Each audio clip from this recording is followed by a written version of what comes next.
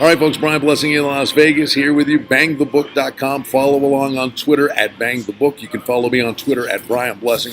And we're going to talk about the Stanley Cup Final, and Game 1 is in the books. But we'll talk about the adjustments, series prices, with Game 2 coming up on Wednesday. Wanted to give you an update to see what kind of adjustments the odds makers may make.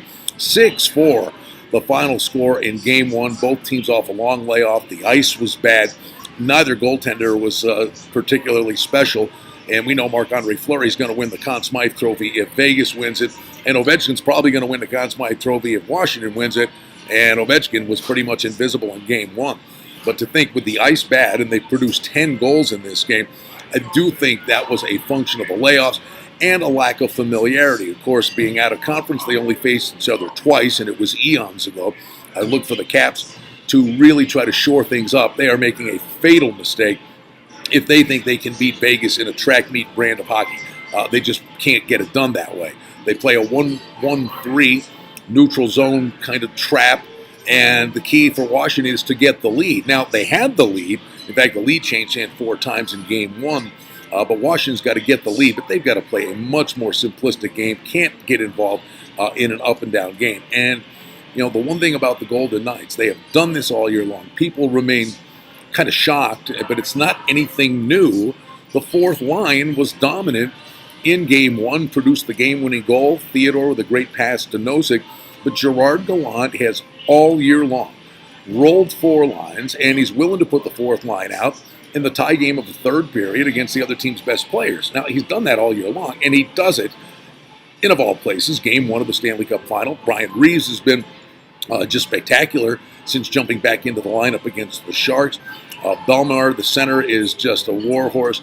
So Vegas, the key for them is to do what they did in Game 1. I mean, they've got a lot of cleaning up to do. They did not play their best game and still won.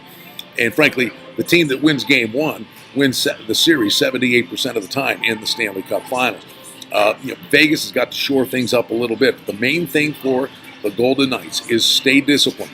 Stay out of the penalty box. They had a too many men on the ice penalty.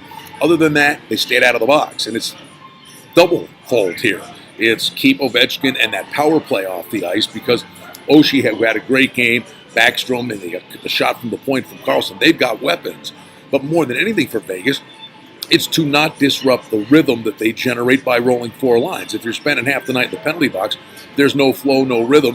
And Vegas usually wears teams down at the end of the night. So they got to stay disciplined. They did that. The ice was weird and bad, but there were a lot of offensive chances. I'd look for both teams to really tighten things up defensively. These are 2 really good coaches, Gerard Gallant and Barry Trotz. I look for them to make adjustments. I most assuredly expect both goaltenders, especially Fleury, to step it up. The one game that he struggled in the playoffs was Game 1 against Winnipeg off a long layoff. I think he had a little rink rust in Game 1 in this series. The bad news for the Caps is, they put 4 goals up on the Golden Knights, and it wasn't enough. Game 2, $1.55, 5.5. The adjustment made to the over. It was 5.5 under. Another high-scoring game.